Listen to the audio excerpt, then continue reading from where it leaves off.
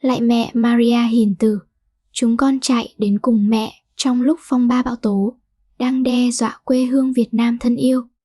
Xin mẹ giang tay che chở, gìn giữ mọi gia đình, mọi mái nhà khỏi tai ương của gió bão. Lạy mẹ của lòng thương xót, xin mẹ dâng lên, Thiên, Chúa lời khẩn nguyện cho đất nước, chúng con được bình an.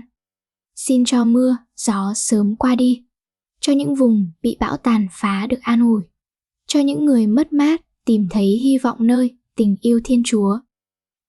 Mẹ ơi, xin mẹ dạy chúng con biết tin tưởng, biết yêu thương, biết chia sẻ cho nhau trong hoạn nạn và cùng nhau xây dựng lại sau bão tố bằng lòng can đảm và đức tin. Lạy mẹ Maria, nữ vương ban sự bình an, xin cầu cho Việt Nam, chúng con xin cầu cho những người đang khổ đau, xin cầu cho mọi tâm hồn luôn được bình an trong Chúa. Amen.